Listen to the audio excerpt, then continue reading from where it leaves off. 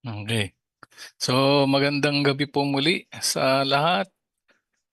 Umaga, tanghali, hapon, nasaan man kayong sulok ng daigdig. Dito na naman tayo sa ating portion ng Holistic Medicine with Doc RJ, free live consultation. Pero bago ang lahat, gaya ng dati, paalala muna tayo. Ah, Yun, ang holistic medicine po ay hindi po para sa lahat, para lamang po ito sa bukasang isip at puso na ang lahat ng sakit ay bunga ng walang kaalaman sa espiritual. Kasi sabi ko nga po, ako po ay isang holistic doctor. Nakafocus po ang holistic medicine sa espiritu. Kasi itong katawan na nakikita natin ay ano lang to para lamang itong isang bahay. Okay, bahay. At may nandito sa loob, yung espiritu, yun yung yun yung sinusubok araw-araw, yung nakatira dito sa loob ng bahay na to, na nilikha ng Diyos na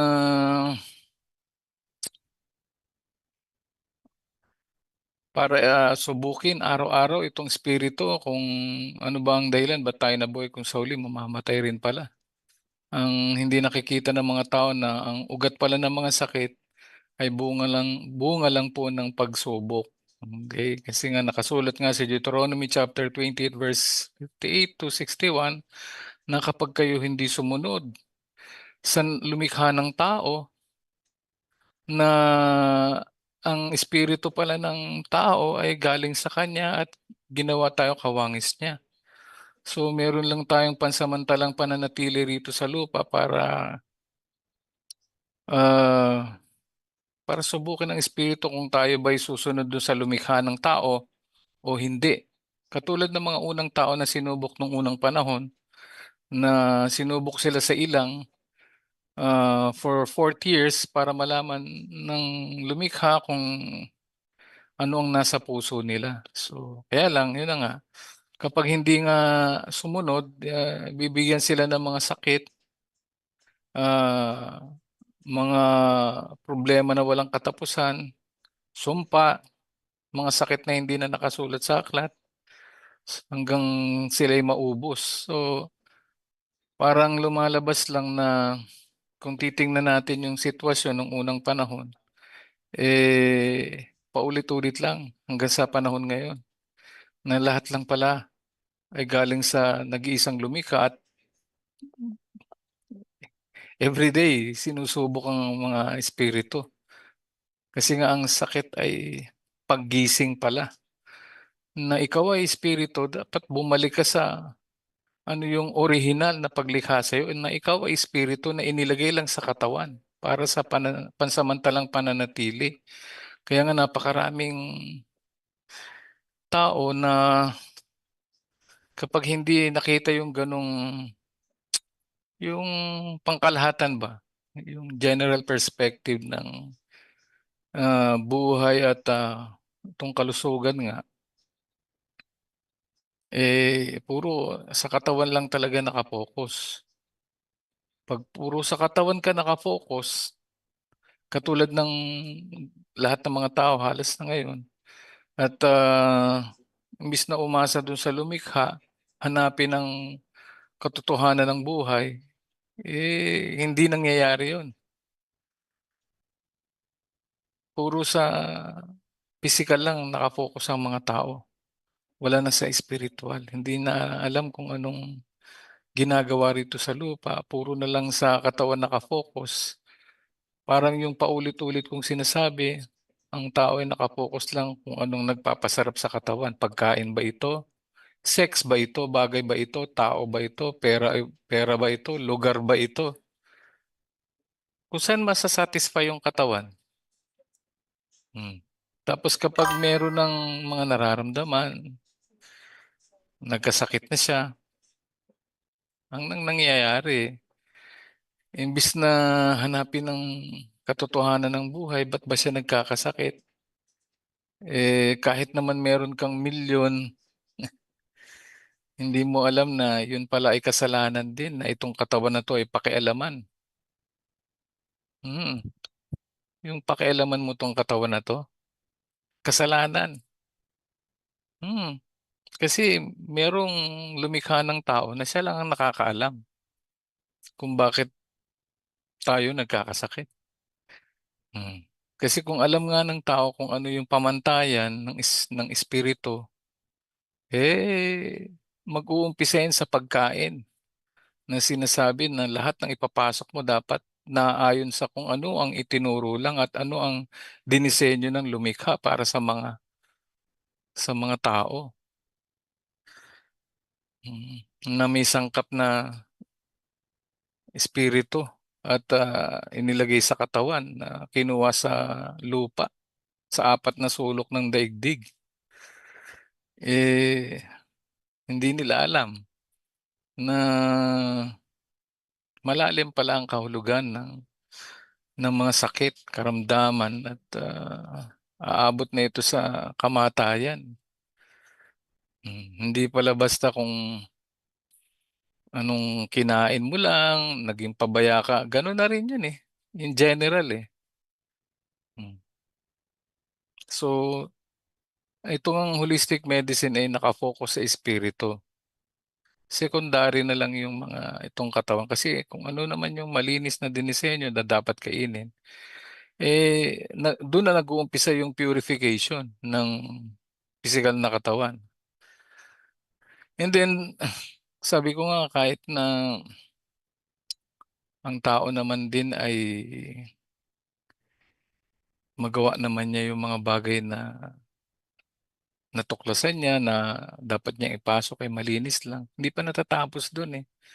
Marami pang proseso. Kailangan maging matuwid ka sa mata ng lumikha ng tao. Kasi kahit matuwid na rin, sinusubok pa rin, eh. Katulad ni Job, matuwid na siya sa mata ng lumikha and yet sinubok pa rin siya.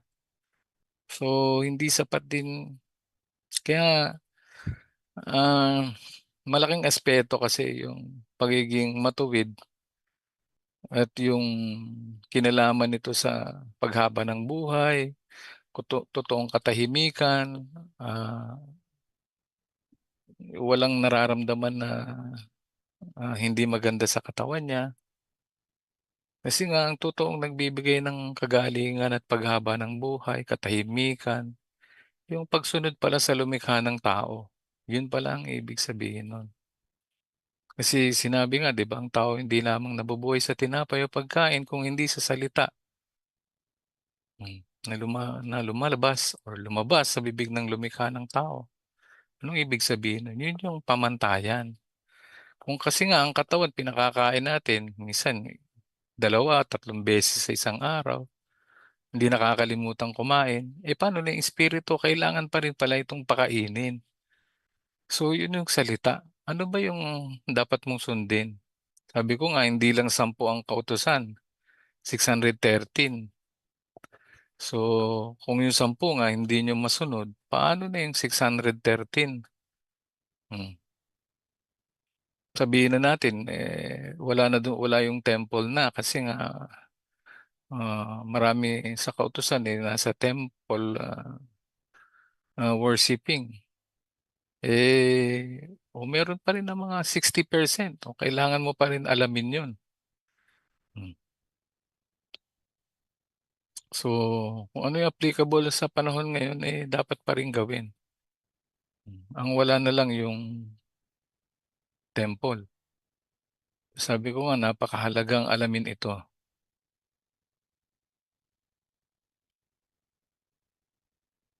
So 'yan, ang holistic medicine ay naka-focus sa espiritu. Kaya nga po ako ang totoong tawag sa'kin, holistic, medicine,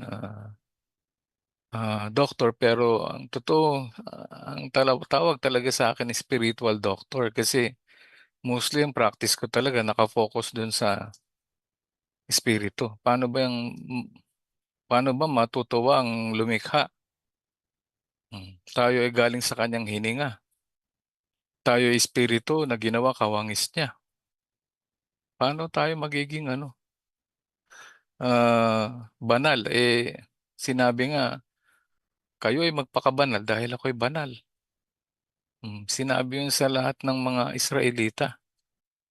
Kung hindi ka man Israelita, so wala kang choice kung hindi alamin at mag-join ka dun sa covenant.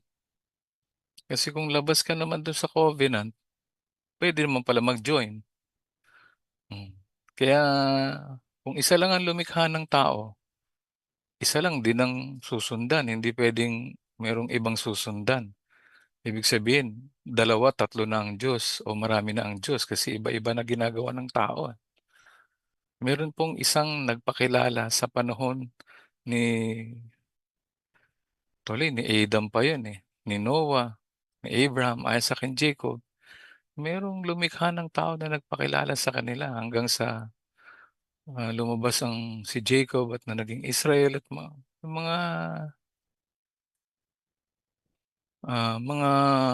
anak-anakan na, apu-apuhan or descendants.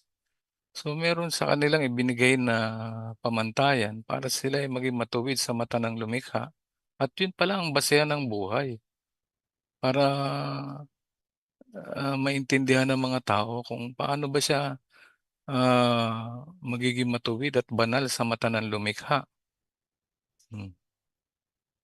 So, yun ang dapat maintindihan ng bawat isa. Kaya nga yun ang focus ng holistic medicine, naka-focus sa spiritual. Hmm. Kaya lang, sino ba magkaka-interes diyan? Kahit libo-libo nang nakakita sa akin, eh, hindi naman mag-i-interes 'yan.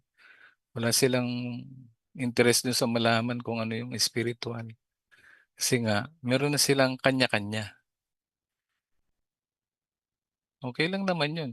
Meron tayong kalayaang mamili, eh. Pero sa akin, ako nakakasigurado ako na yung nag-iisang lumikha, eh, hindi siya nagbabago. Siya ang Diyos noon, ngayon at magpakailanman. Yun yung kausap ni Prophet Moses, ni Father Abraham, Isaac, and Jacob. Ni Prophet, Moses, lahat ng propeta hanggang kay Malakay. Lahat ng hari mula kay David hanggang sa huling anak niya, apu-apuhan. So, hindi siya nagbabago, siya pa rin ang Diyos ngayon magpakailanman. Hmm. Hindi puwedeng magbago ang kanyang pamantayan. So, kung hindi nila kilala kaya nga wini-welcome lahat ng ibang bansa. Sabi dun sa Isaiah 56, sabi dun, "Wag naman sabihin ng mga taga-ibang bansa na sila ay iniwalay ko sa aking bayan. Sino mang sumunod sa aking pamantayan at magsyabak, ibibigay kong aking tahanan ng higit pa sa mga anak. Hmm, at magkakaroon ng isang templo kung saan sasamba lahat ng tao." Oh, ibig sabihin, siya yung nagwe-welcome, yung Diyos ni Abraham, ni Isaac at ni Israel. Oh, kung magkakaroon pala ng isang, templo na kung saan sasamba ang lahat, hindi puwedeng kanya-kanyang paraan kung paano sa pagsunod. Eh, nakasulat na 'yun sa 613 kung anong gagawin. So, 'yun, 'pag hindi alam ng tao, 'yan, wala talaga. Ang ending, eh,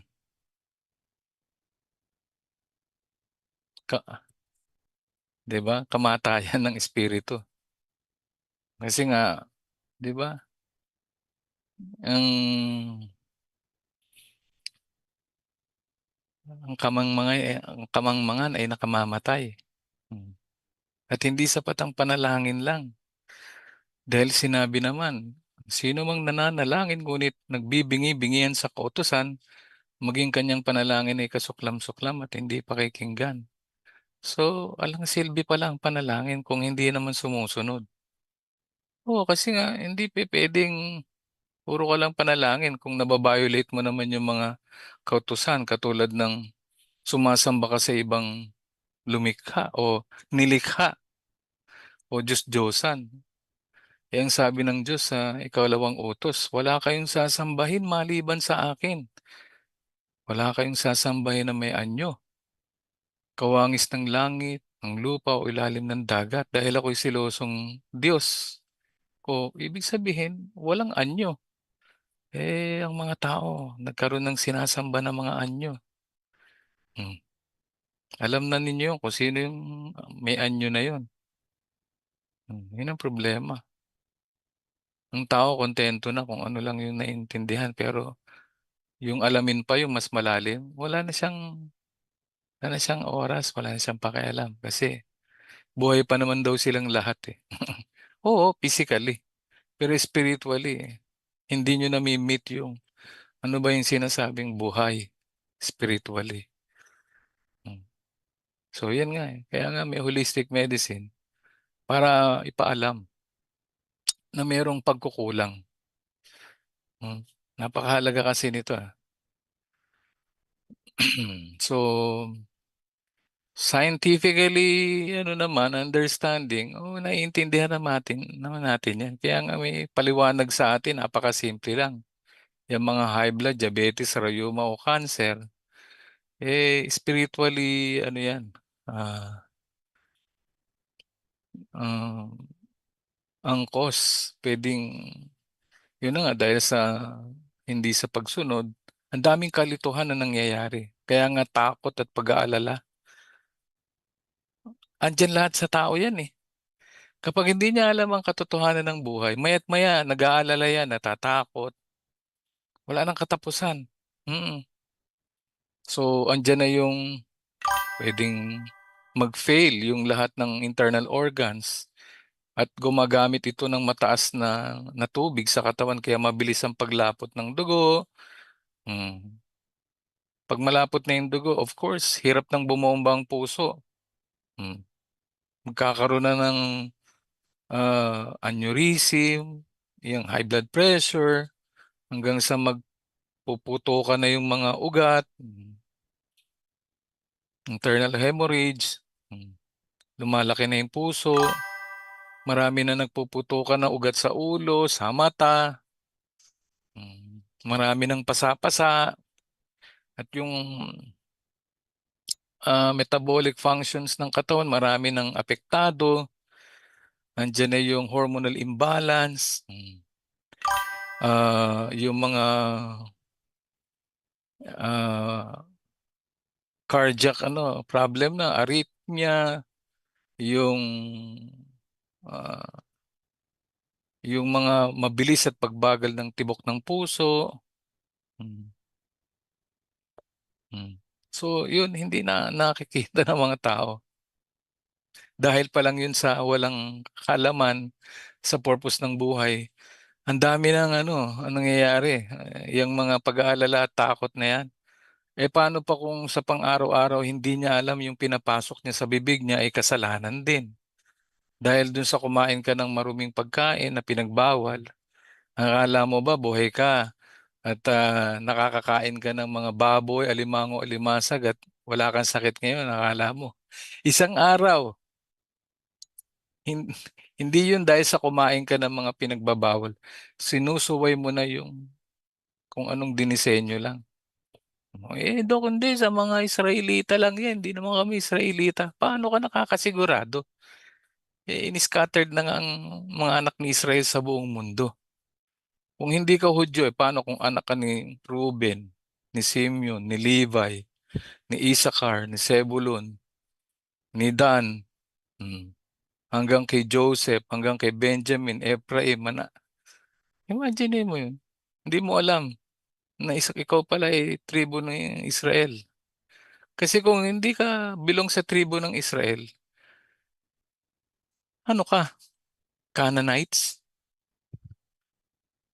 Kaya nga yung mga Christian, lahat ng Christian, sila yung pinakamalapit doon sa lumikha ng tao kasi kung hindi ka Christian, kung Canaanite ka at hindi ka naman Christian, mas ka kaaway ng Diyos 'yun. Canaanites, lahat ng Hivites, Jebusites, lahat ng yung 7 nation na 'yun at saka si Amalekites, kalaban 'yun, eh. O do'n ka?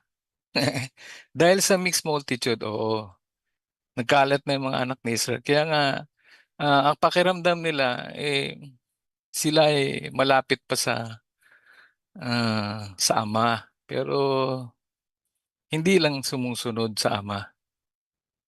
Kasi may kinikilala silang anak daw, eh. So, pero hindi nila alam kasalanan din 'yun. Kasi nga siloso ang lumikha, eh. Sinabi niya nga, "Wala kayong sasambahin maliban sa akin." Since na walang nagtuturo, 'yun ang ending. Ayan, kung ano lang yung minana nila sa kanilang mga ninuno, 'yun lang ang alam nila ngayon. Pero ikaw ba kuntento ka na dun? Kung kung papayag ka na, diyan ka lang sa religion na 'yan, sasabihin mo ikaw ay galing sa isang sekta, tanungin mo na bakit may isang group pa ng religious na kaparehas mo rin, Christian din, na parehas kayo ng sinusundan. Anong pagkakaiba mo sa kanila? Pare-parehas lang, oh, 'di ba? Kahit na ikaw pa yung ano man ang relihiyon mo, basta lahat isa lang ang sinusundan ninyo, wala kayong pinagkaiba. Dun kayo sumunod lahat sa tao. Hmm. Kaya nga mas alamin yung mas malalim kasi may malalim na kwento na hindi nakikita ng mga tao. Kaya nga ano ba naman yung alamin mo muna, bago ka kasi kung kuntento ka na, yun na yung katapusan mo kasi kuntento ka na diyan, eh. Hmm. So, hangga't hindi mo nalalaman ang katotohanan, huwag kang papayag na na hanggang diyan ka lang sa kabila at kailangan open kayo lahat, open-minded. Hmm. So, 'yan balik tayo dun sa sakit. Yung mga sakit na high blood, diabetes, hindi naman talaga sakit 'yan, eh.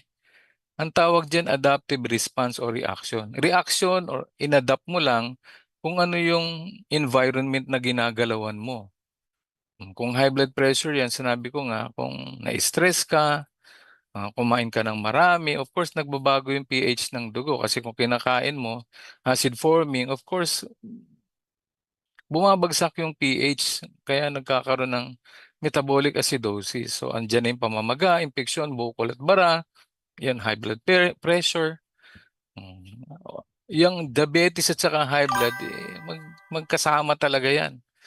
The moment kain ka ng kain, lalo na yung mataas sa kanin, tinapay, noodles, pancit, biscuit, dairy products, ice cream, soft drinks, yung mga refined carbs, yan ang isang dahilan na kapag tumaas na yung glucose na yan, ang kasunod niyan at 'pag hindi na-regulate at hindi kinaya ng katawan, yung lumapot ang dugo at magbago yung pH, marami na nangyayari diyan. Andiyan na yung sinabi ko kanina, pamamaga, impeksyon, bukol at bara, yung sa buong katawan. Yun lang po ang ano niyan, hindi po talaga ano yan, sakit yan. Dahil ikaw mismo ang may gawa. Kain ka ng kain ta's hindi ka naman nainom ng tubig. Inom ka nga ng tubig, wala namang asin. Kaya nga kada inom mo, ihi ka rin ng ihi. So yun ang problema. And then yung mga arthritis, yan, hindi mo na nailalabas kasi nga kapag hindi kayo nainom ng tubig lalo na dapat may asin, at least 2 to 3 liters, hindi itatapon ng katawan mo yung mga yan, lalo na kung di ka rin kumikilos. Hmm, yun ang problema. Tapos di ka rin nagpapaaraw, 'di ba? Maraming maraming kulang.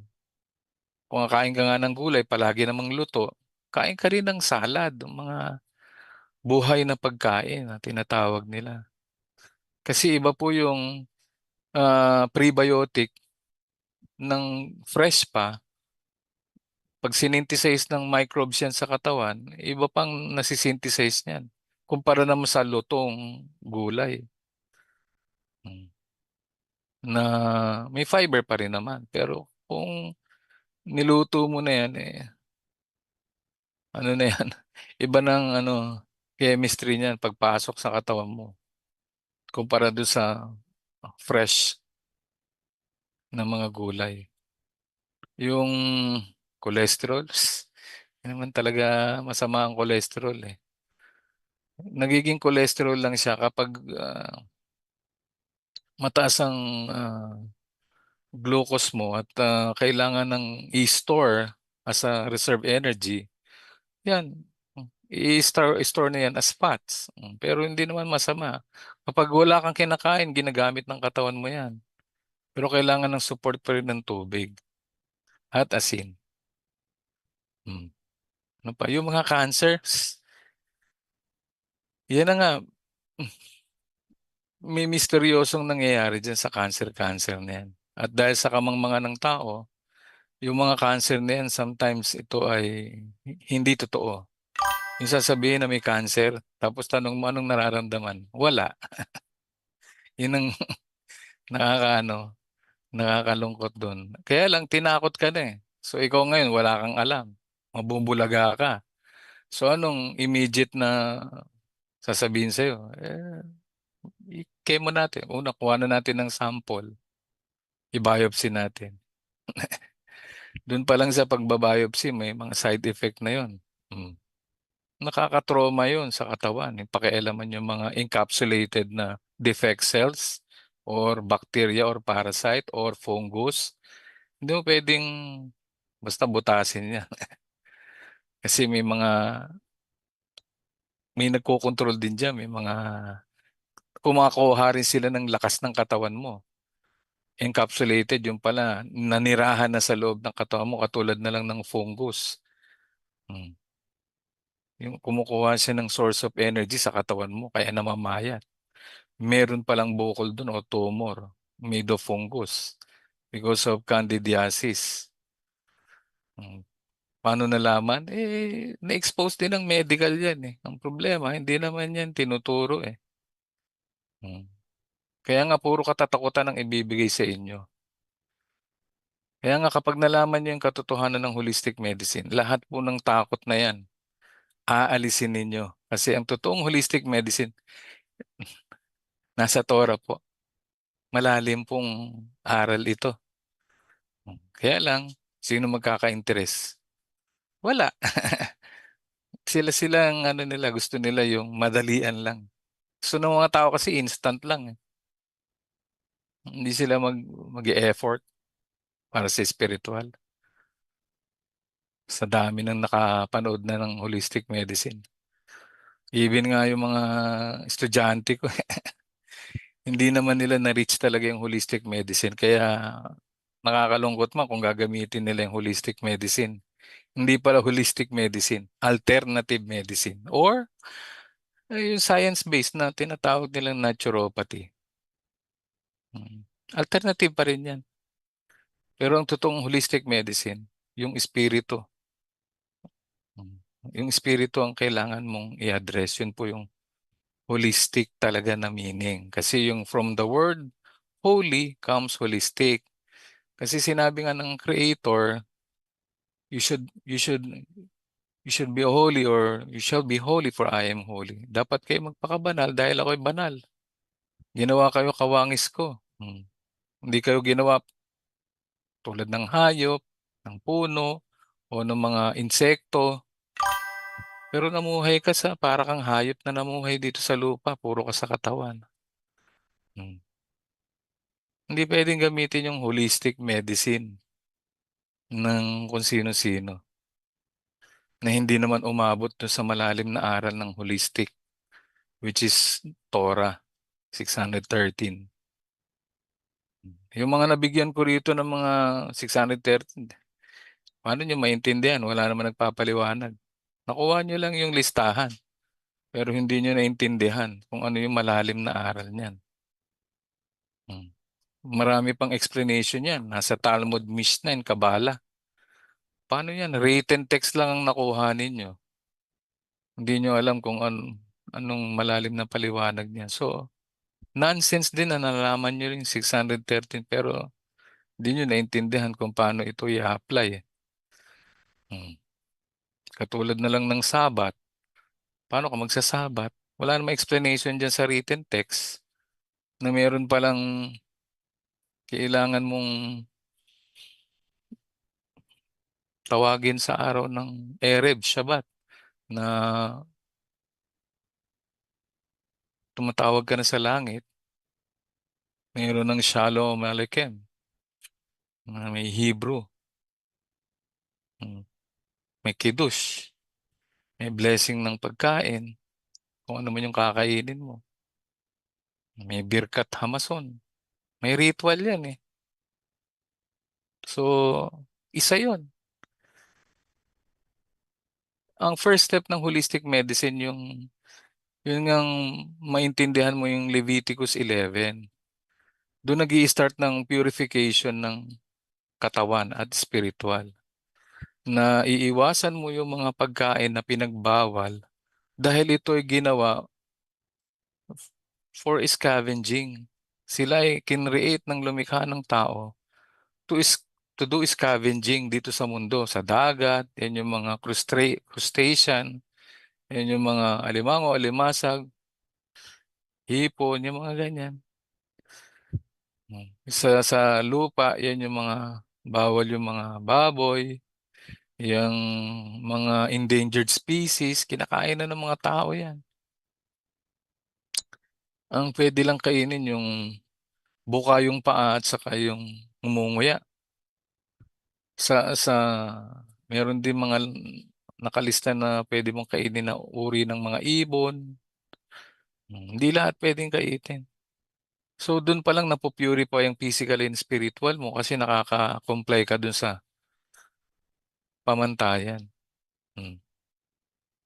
Ma- malalim po ang ibig sabihin ng holistic medicine. Kaya nga yung nagsasalita na holistic daw sila. Pero wala naman basehan. Alternative lang yan kasi yung lumikha mismo ng tao, siya mismo ang nag-design kung anong gagawin mo rito sa lupa. Meron dapat sundan. Kasi kung hindi, kulang. Kulang po ang kulang po ang kaalaman. Hmm. Kaya nga ang problema ng mga tanto na sila kung anong inabot lang nilang kaalaman. Pero sabi ko nga, ano ba naman yung alamin mo? Hindi mo pa nga inaalam eh. Ano ka na, puro ka na dahilan. Di ba? Alamin mo muna. Kasi nga, isang araw akala mo malakas ka. Kahit na umabot ka pa sa 120 years old, na-comply mo yun na limit. O ano ngayon? Yan na ba? Yan na ba ang purpose? Nakaabot ka sa ganyan. Di ba? So, may kulang. Hindi pa sapat yan. Kaya nga isang araw, susubukin ka na naman. Araw-araw ang tao ay sinusubok. So, yan, baka meron po kayong gustong itanong dyan. Sa mga gustong,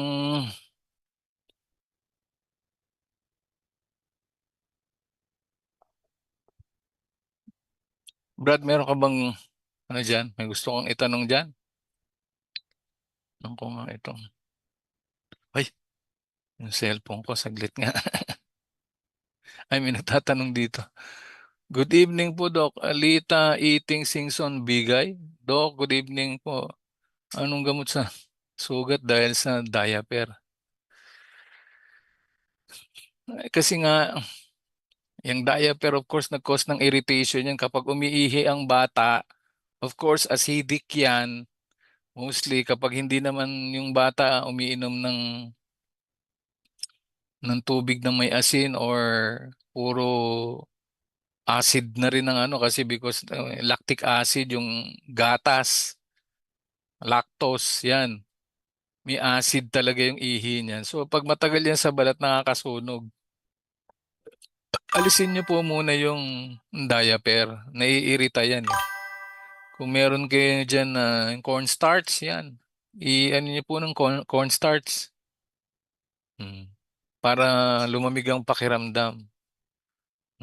Kung meron kayong dyan, yung hugasan niyo po muna ng baking soda kasi acid lactose nga yan. So, hugasan po ng baking soda.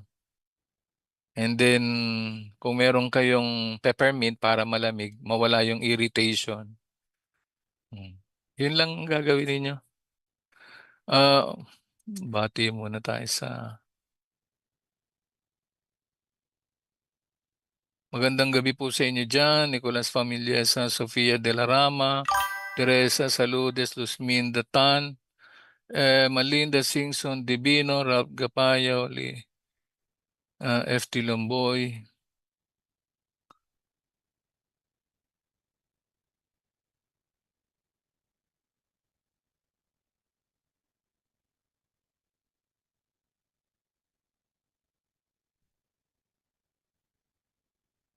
Magandang gabi sa inyo dyan.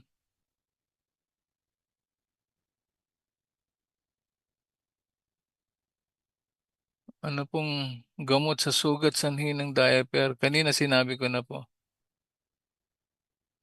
Ah, akala ko bata, diaper. Sino ba yung kanina? Malinda Singson Divino, diaper din. Ano? Sanhi ng diaper sugat kasi may breast cancer po. Ahay.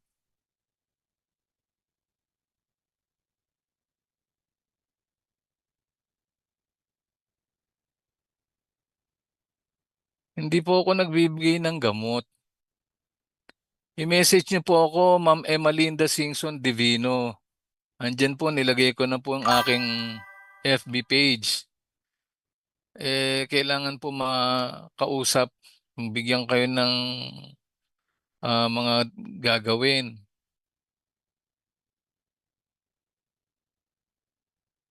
Andiyan na po ang aking FB page. Yung ganun din po yung namaga na prostate, wala pong ano, hindi ko po alam kung anong estado na ng ano ng kalusugan ninyo.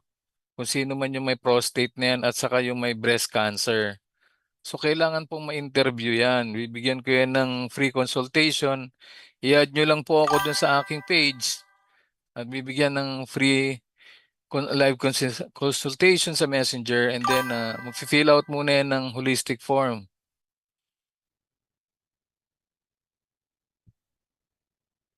Wala po tayong gamot, di tayo ng manggagamot. Bibigyan ko lang po kayo ng mga gagawin. At sabi ko nga, kailangan kong malaman ilang taon po ba yung may prostate, itong may cancer, breast cancer, ilang taon na rin po ba yan? Anong tangkad niyan? Anong timbang niyan? Yung ilang taon na siya, gaano katagal na yung cancer na yan? Pati yung prostate, marami po akong itatanong. Hindi po tayo magikero dito.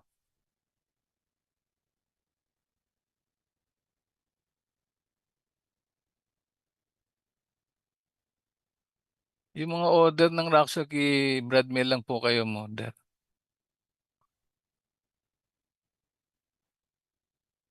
Yung kanina yung kung bata po ba yan, Lita Eating Singson, yung sinasabi nyo, no, na may diaper, yun nga po, hugasan niyo po ng baking soda.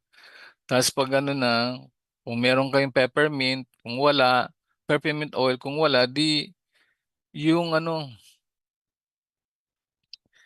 ah, yung cornstarch.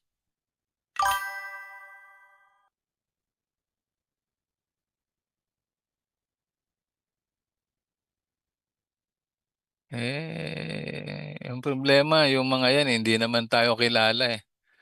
So, wala naman tayong magagawa yung COVID na yan. Talagang paglalaruan na nila yan. Wala namang ibang paraan kasi nga, lamang pa rin talaga ang UN eh. Pagdating sa pagkakalat ng, parang chismis lang yan eh. Gagawa at gagawa ng paraan sila para manakot. Since na sila ang authority, talagang hindi matitigil yan. Kaya nga, sabi ko nga, i-share nyo ang page ng Holistic Medicine sa lahat ng kakilala nyo para mabigyan din ng ano, paliwanag. Ano bang ikinatatakot nyo sa COVID? Basta wag lang kayo magpabakulam. Kasi yung bakulam na yan, talagang yan ang papatay sa inyo. Kasi kung tutuusin, wala naman talagang namamatay doon sa mga sakit na sinasabi ng World Health Organization o lahat ng allopathic practice na yan eh. Ang namamatay talaga, nakakamatay, yung ini-inject sa'yo. Yun ang totoong nakamamatay. Hmm. Hindi nila nakikita yun. Yun ang talagang nakamamatay. Bakit? Foreign yan eh. Foreign substance yun eh. Of course, walang pinagkaiba yan sa nagpasok ka ng bato, buhangin, plastic, kahoy. Foreign yan. Synthetic form, hindi natural, hindi yan pagkain. Yung dugo na nga lang, blood transfusion, foreign na eh. Oh, hindi mo rin pwedeng ipasok yan sa katawan mo kasi nagkokos siya ng allergic reaction at saka nagkokos ng paglapot ng dugo. Kaya nga, after mong nasalina ng dugo, maraming nangyayari sa loob. May mga bacteria, fungus, or any foreign invaders nandun din sa dugo, nakareside. Nandun ang dumi, lahat ng waste product nasa dugo, tapos isasalin sa'yo.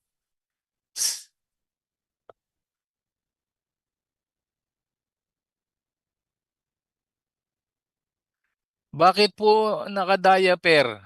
Yung 46 old, ano po nangyari sa kanya? Lita Eating Singson.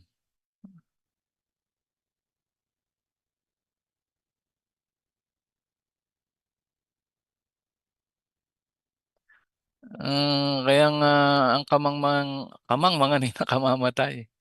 Wala pong wala pong COVID, wala pong ano ba 'to? Ah, ano ba yung virus na kakailan Nipah virus o kung ano-anong virus. Hindi. Lahat po 'yan ay likha lang ng mga allopathic practice na 'yan. Wala po tayong gano'n, hindi tayo papaniwala. Kung 'yan bakterya, oo. Dahil 'yan naman ang nilikha ng Diyos. Kasama 'yan sa creation, yung bakterya na 'yan kasi microscopy, meron talagang bakterya at itong katawan na 'to punong-puno po ng bakterya. Mas marami pa sa cell ng tao, meron kang bakterya sa katawan. Pero hindi ito masama kasi merong uh, microflora or territorial microbes ang katawan mo na nagpo-protect sa balat, ah, sa loob ng katawan, sa bituka, lahat ng pag sinulip sa microscope, lahat ng parte ng katawan mo, even yung dugo mo, may bakterya yan. Masarap. Hindi po masama ang bakterya, lalo na yung nabuhay na sa katawan mo. Maliban sa nagbago ang pH, mas dominant yung pathogens, yung opportunistic. Hindi po, ano yan, hindi po tayo basta-basta nagre-rely dyan sa information na galing sa tao.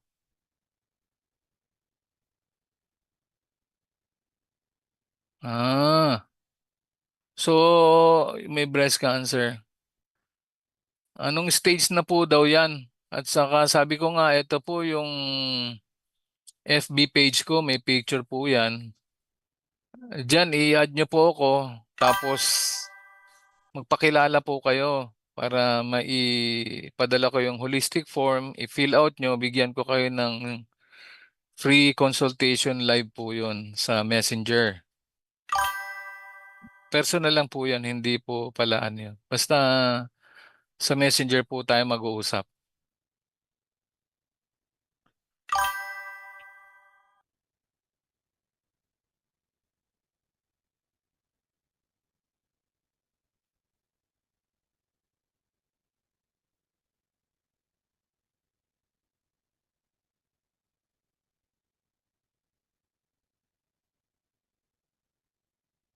Ano po bang nararamdaman nung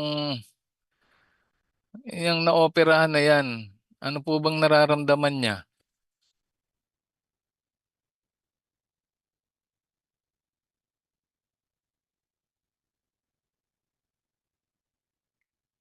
Mahirap kasi itong katawan na 'to, sabi ko nga, 'wag ninyong pakialaman at tigilan pong matakot. Kasi kapag natakot kayo, diyan na nagfe-fail yung organs, yung tinatawag na involuntary, ah,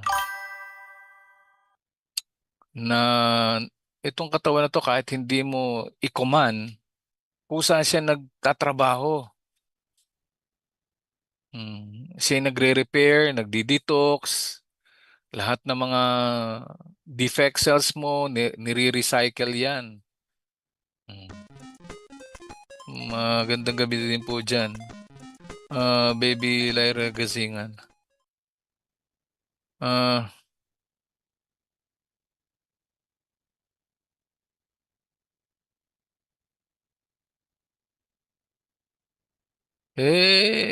hanggang si Doc, si DOH Secretary Doc nag-resign kasi may problema sa health.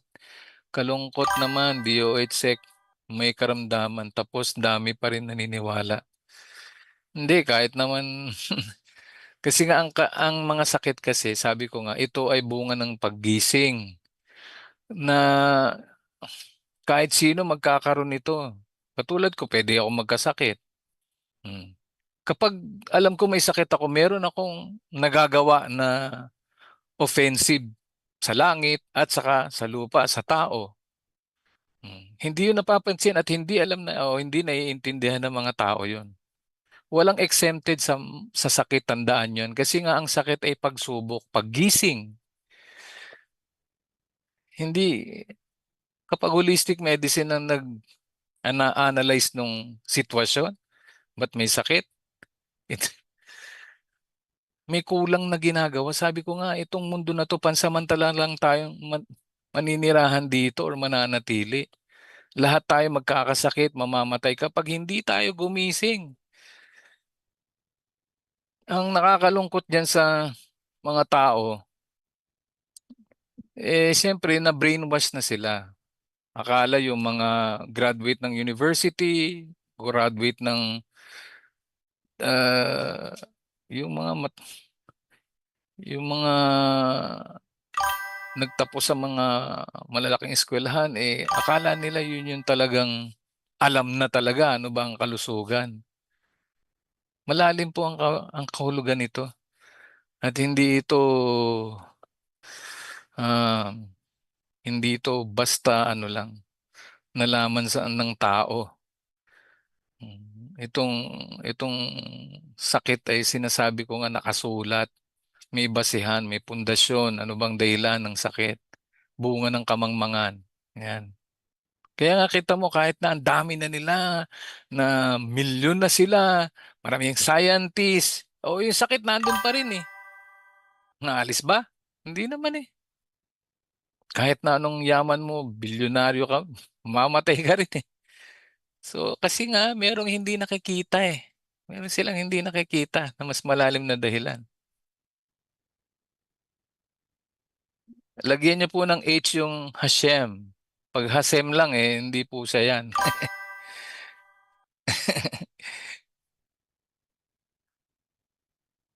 Nagpa-chemo na po siya, nagpa-radiation, tapos ngayon hindi na po siya nakakabangon. Kumakain naman po siya.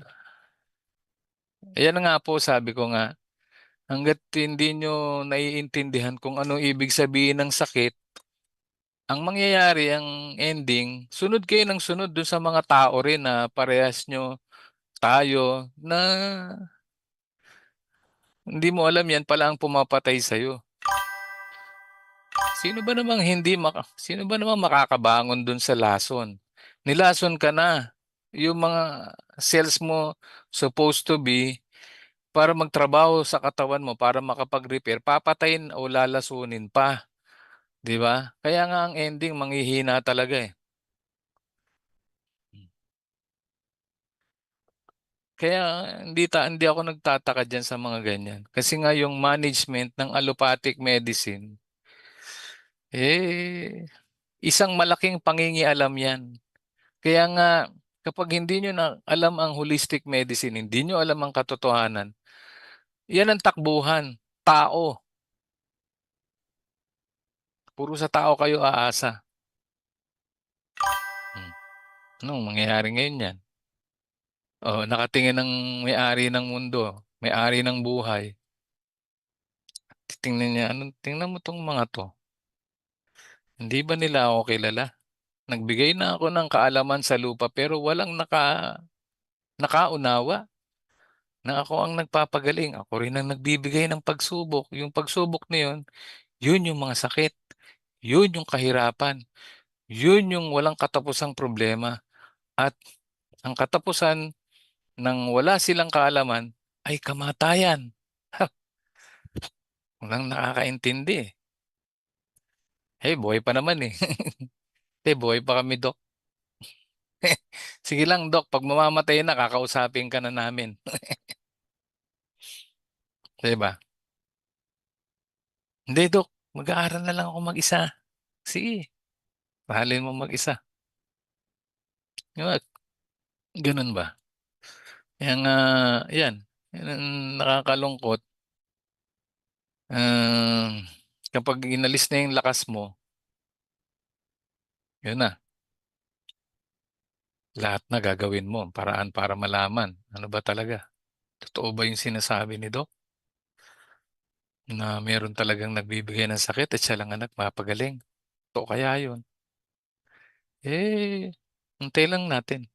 Ano naman ako ano, sabi ko nga, puro paalala lang naman ako, eh.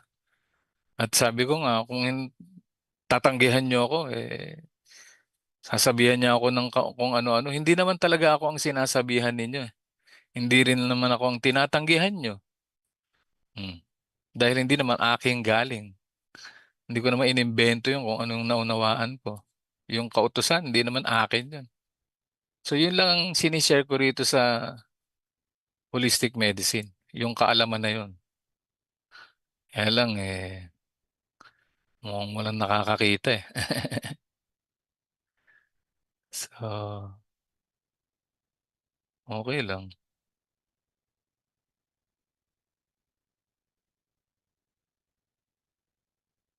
So, ano pa?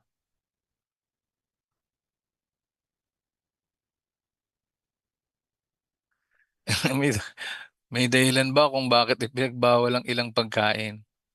'Yun na nga, kasi nga 'pag pinagbawal ibig sabihin, alam na natin kung bakit pinagbawal, marumi nga, unclean, abominable. Imaginin mo ginawa ka ng lumikha, alam niya kung anong disenyong pagkain para sa'yo, and yet kakainin mo ito. So, anong tingin sa'yo ng lumikha, "Teka, hindi 'yan ang dinesign kong pagkain mo, eh, marumi 'yan para sa'yo, and yet kakainin mo." So, sinuway mo ang kautusan ng lumikha, isang kasalanan na 'yun. Yung katawan mo pinasok mo pa, marumi nga, eh, 'di ba? So, nagkaroon pa ng pollution o dumi dahil pinapasok mo pa, hmm, 'di ba? May warning ka na hindi ka sumunod. So, 'yun lang 'yun in general. Kasi kapag iko-complicate o pahirapan pa natin ng paliwanag, alam mo naman ng mga tao kung ano-anong, yung sinasabi nila, bakit kami buhay pa naman kami Dok, eh. Kung tama yang sinasabi mo, oo, 'di kainin mo lang ng kainin. Hindi naman ibig sabihin buhay ka, okey na 'yan. Kaya lang dun sa lumikha hindi okey sa kanya. Kaya lang sabi ko nga, kahit umabot ka pa ng 120 years old, ano ngayon, malalaman mo sa huli 'pag humarap ka na sa kanya na ikaw ay kawangis niya, espiritu ka rin, and yet babalik ka sa kanya and then sasabihin, "Teka, nagbigay akong kautusan sinunod mo ba? And yet haharap ka sa'kin ngayon, may kaparusahan at gantimpala. Ay, alangan naman kung gantimpalaan kita kung puro Puro kasinungalingan ang pinamumuhay mo. Alangan namang gantimpala ang ibigay ko sa iyo, 'di ba? So yun ang problema. Ba't pa ibibigay ng lumikha ang pamantayan kung walang kaparusahan? Oh, 'di ba? Kaya nga it's either dito ka magdusa sa lupa or sa kabilang mundo. Yun ang problema. Paano kung totoo yung sinasabi ko? Umabot ka nga ng 120. Sarap ng buhay mo rito, 'di ba? Binigay sa'yo lahat. Yung pala, yun na ang kapahamakan dahil hindi mo alam na yun pala ay sumpa. Akala mo blessing, yun pala curse yun. Dahil wala kang natutunan dito sa mundo. Dahil yung purpose hindi mo naintindihan. Hanggang sa uling oras mo, wala ka pa rin ginawa. Hindi mo pa rin siya in-acknowledge yung creator. 'Di ba? Bawal po bang anak ko ng gatas, Dok? Ano po ba ang dapat niyang kainin? Thank you po, Dok. Teka po, sino po bang anak na tinutukoy niyo, Ma'am Lita? Yung gatas. Yung 46-year-old na may cancer? Yan po bang sinasabi niyo? Tayo nagkakaintindihan. Akala ko, iba na naman eh. Kung gatas po, wala pong ano, yung soya milk ko, ano, wala naman pong problema eh. Kaya nga lang po,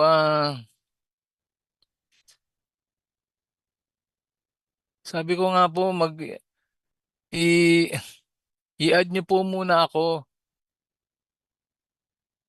Andito na, i-add niyo po ako, Ma'am Lita. Andito na po yung FB page ko. Tapos bibigyan ko ng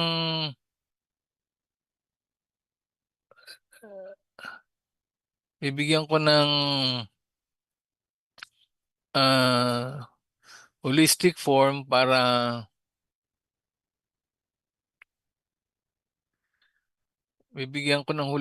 para mag-fill out at mag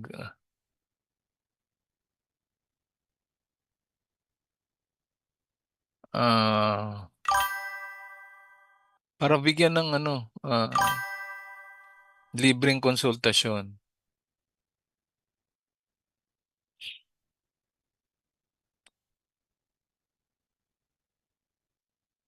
Pwede niyo naman pong bigyan. Pero kailangan po muna kasi ah, hindi tayo nagkakaintindihan eh. Sabi ko nga i-fill out nyo yung ano, i-add nyo ako sa Facebook para tuloy-tuloy kasi mahirap po yung installment yung tanungan natin, sagot ninyo. Sabi ko nga po i-add nyo ako yung sa Facebook, Ma'am Lita Bigay. Haba ng pangalan, Lita Eating Bigay. I-add nyo po ako sa Facebook, nandiyan na po yung ano ko,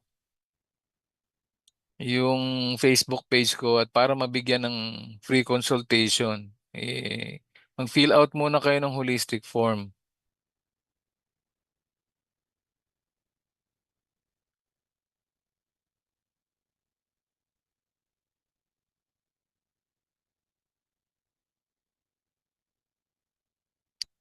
Yun.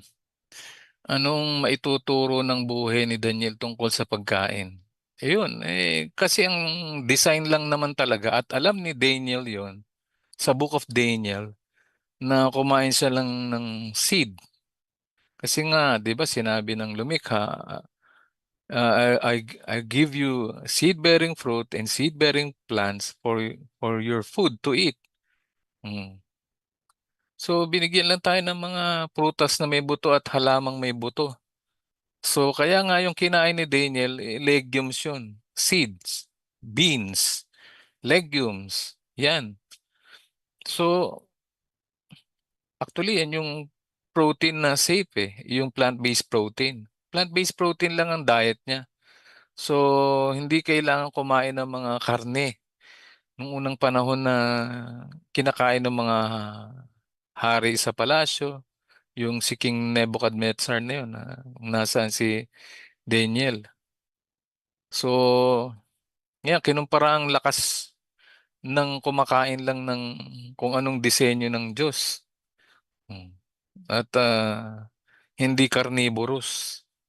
Kasi ang pagkain ng karne hindi naman palagi dapat eh. May araw lang na pwedeng kumain ng karne, hindi palagi. Kasi yung animal protein, pag na breakdown ng katawan niya, ng bakterya yan, nagkakos ng putrefaction, kaya nga mabaho yung amoy. Pero kapag yung yung mga beans at saka yung mga gulay-gulay, may mga butong gulay, iba ang nasisynthesize diyan na ito ay nagpapalakas sa bituka. Yung kung tawagin ay ano bang tawag doon? Pagkain ng ng probiotic, mga good microbes at nagpapatibay dun sa lining ng colon para maiwasan yung ah, colon cancer, yung mga sakit na polyp sa loob ng bituka, yung mga bukol-bukol doon o maraming parasite, yan, yung mga karne na yan. Pero yung mga bean seeds, yun yung diet talaga. Dapat marami kayong bean seeds sa katawan. Mhm. Kasi yan ang kinakain ng mga microbes, yung good microbes at kino-convert ito sa uh, vitamins, minerals, K1, K2, B complex, lahat ng kailangan mo sa katawan.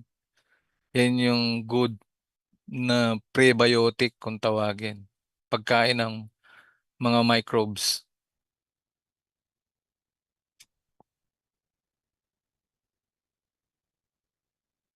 Eh, ito po nilagay ko na nga po yung ano po oh. Ito po yung Facebook page ko, yan oh. Ayan po, i-click nyo po oh. Magkasunod lang tayo, oh. May picture oh.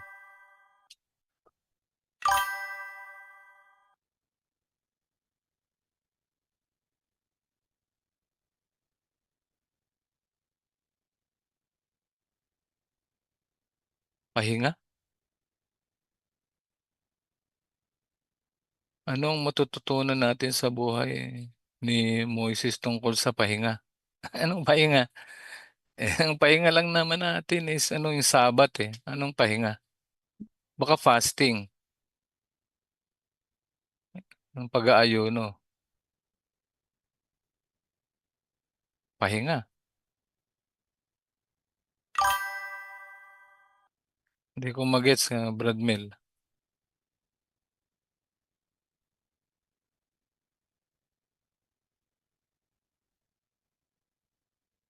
Anong pahinga yan? Tayo naman sa isang linggo may pahinga eh. Araw ng sabat lang na babalik ka sa spiritual creation, origin, every Sabbath. Yun ang pahinga. Pero ano bang pahinga pa?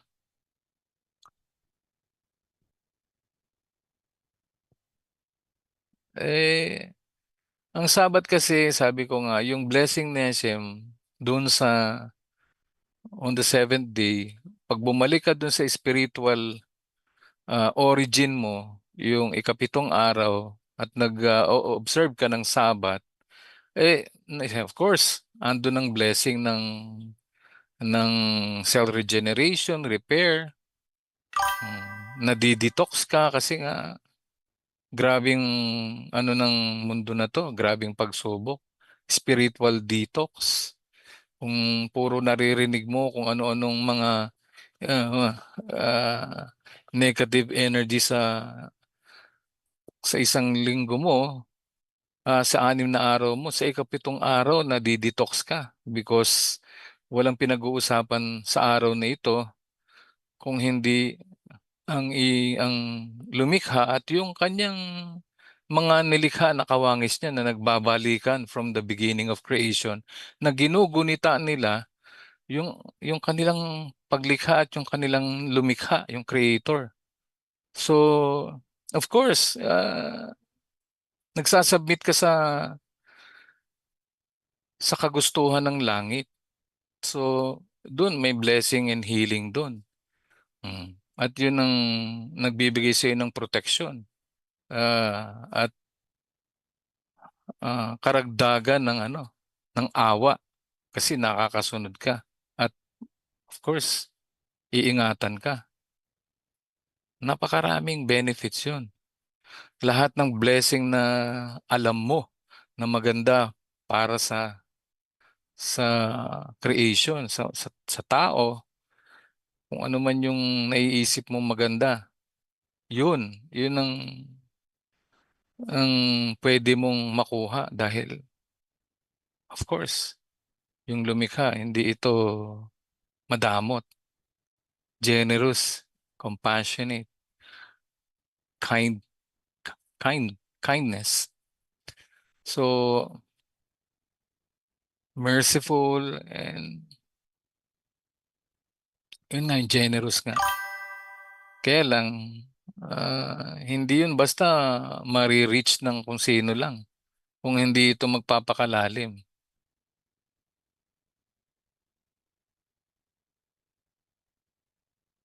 So yun lang po, Ma'am Lita, i-ano niyo na lang po, i-add niyo na lang po ako, then mag-message po kayo para maalala ko po.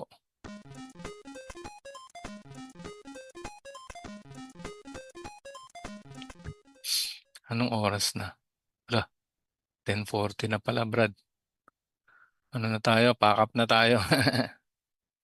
So, medyo na late lang tayo ngayon, pero sana nga next week hindi tayo malate. So, ayan. Maraming salamat po sa lahat ng sumubaybay sa ating programa, Holistic Medicine with Doc RJ. Kasama natin ang ating ah, butihing kapatid na Mel Frank Lugod, ang host ng Holistic Medicine. So, ayan, kita-kita na lang po tayo muli next week. Sana maaga tayo next week para mas mahaba-haba. 8:00. Okay, so again, kita na lang tayo, Brad, Friday. Baruch Hashem. Baruch Adonai Leolam. Amen. Amen. Baruch Hashem.